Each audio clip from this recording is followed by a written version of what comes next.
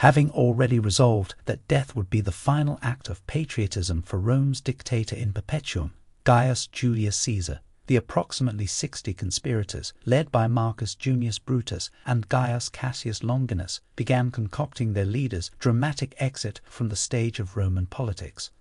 Many of the conspirators harbored personal grudges against Caesar, but cloaked their intentions beneath a pretext of duty, which freed their consciences to justify the bloody end of Caesar, which they had determined to be for the greater good of the Roman Republic. Yet it had to be an unconcealed execution of justice. Poisoning Caesar's dinner wine, or murdering him in a private home was not an option, as the deed would appear self-serving. But his death needed to come soon, very soon.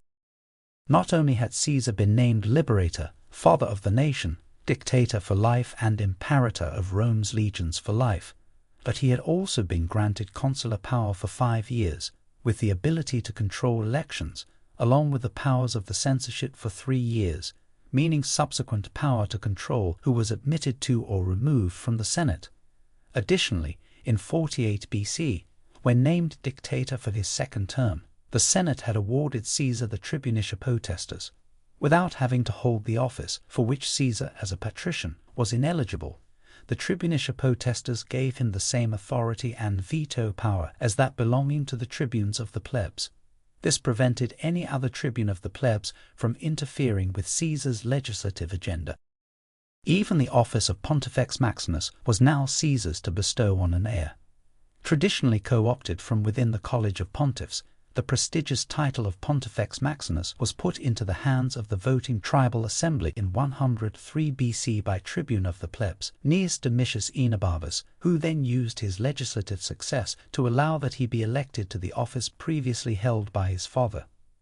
During the dictatorship of Lucius Cornelius Sulla, election of the Pontifex Maximus was given back to the College of Pontiffs, but only after Sulla appointed Metellus Pius to the lifelong priesthood.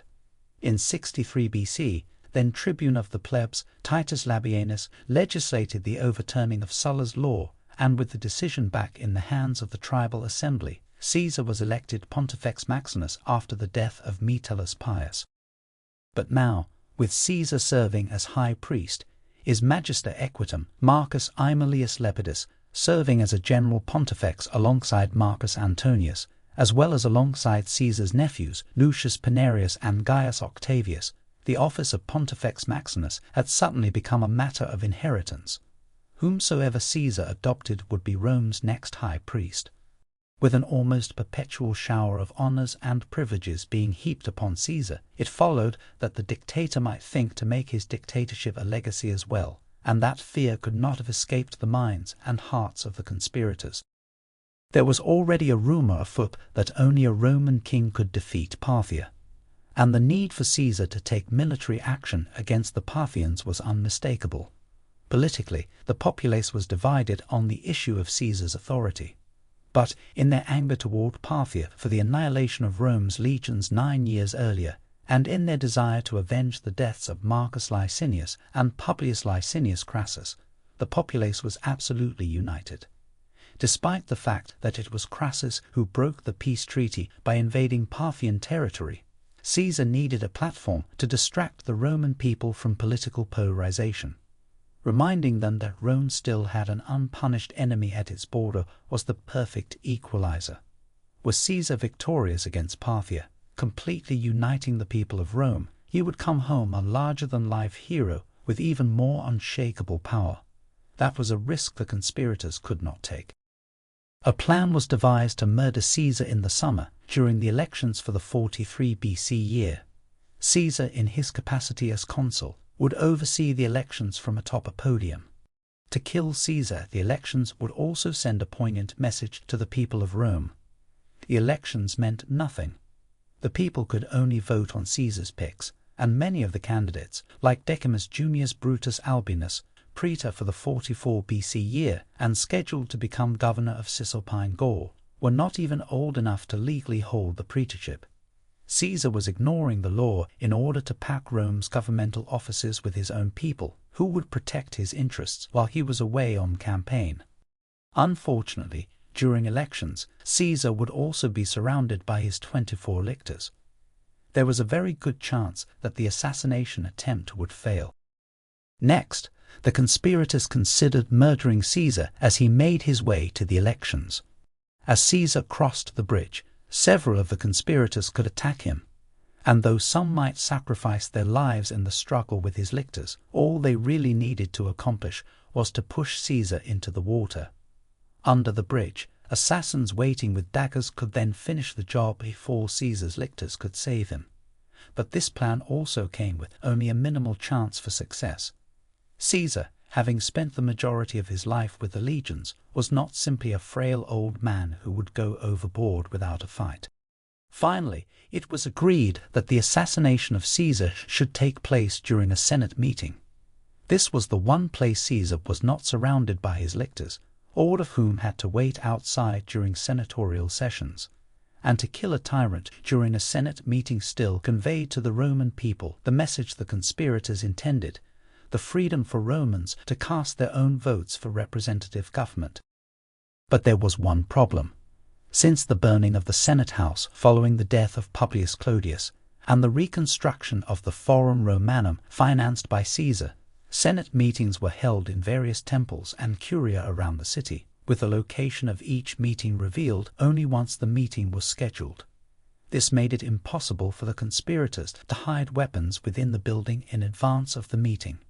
So the conspirators decided instead to hide weapons beneath the clerical supplies stored in baskets, which secretaries carried to each Senate meeting.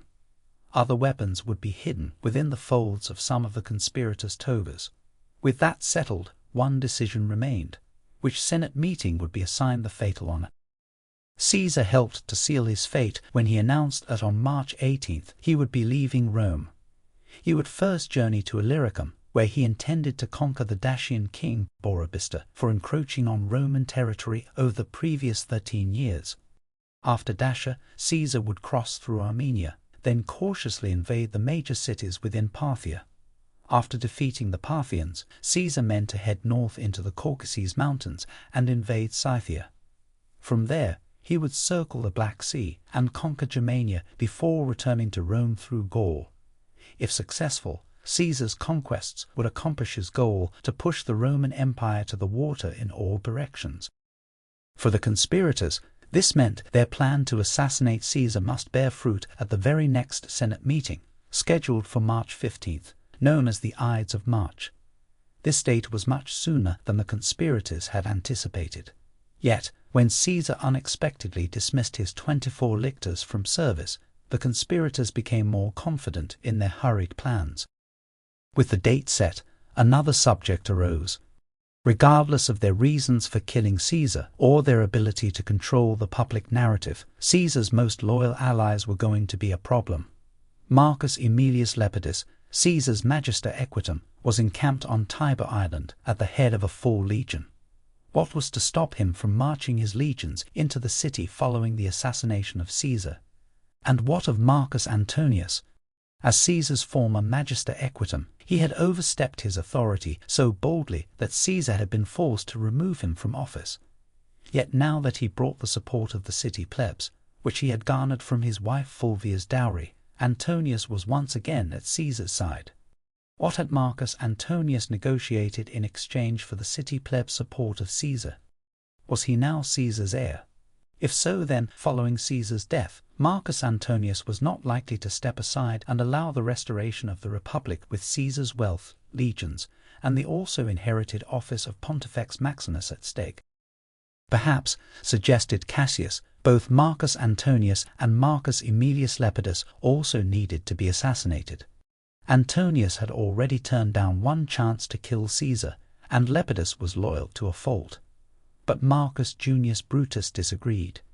If they began a purge of Caesarian supporters, then how were they different from what they claimed to fight against? They would become like Sulla, whom even Caesar refused to emulate. And where was the line to be drawn? If Marcus Antonius and Marcus Aemilius Lepidus were to be killed, what about members of Caesar's family? Should his wife Calpurnia be allowed to live? What about senators who supported Caesar? Were they now to be killed based on how they had voted? Caesar had no son. Should the conspirators also purchase family of potential heirs? And so Brutus refused to engage in violent revolution. They could not hope to retain their credibility or the support of Rome's citizens if they sought the removal of any but the proven tyrant. The location for the March 15th Senate meeting was slated to be the Curia attached to the theatre of Pompeius, which Pompeius Magnus had built for the city following his victory over the Cilician pirate guilds. As luck would have it, next door to the theatre of Pompeius, a gladiator match was scheduled for the same day. Decimus Junius Brutus, who owned gladiators, tried to enroll them in the event, but the match was already full. Instead, Decimus Brutus ordered his gladiators to attend the match on the morning of the Ides, but simply congregate outside as if competing, just in case they were needed by the conspirators. On the 14th of March, Marcus Aemilius Lepidus invited Decimus Junius Brutus and Caesar over to dinner to discuss some of the details of Caesar's upcoming Dacian campaign. Caesar and Lepidus would leave for Illyricum in 4 days. Decimus Brutus, who would soon take up his governorship of Cisalpine Gaul, would be instrumental in keeping Caesar's supply lines moving. As the 3 men ate and drank heavily into the small hours of the night, the topic of death came up in the conversation. "The best way to die," answered Caesar in thoughtful response to the philosophical question put forth, "suddenly and unexpectedly."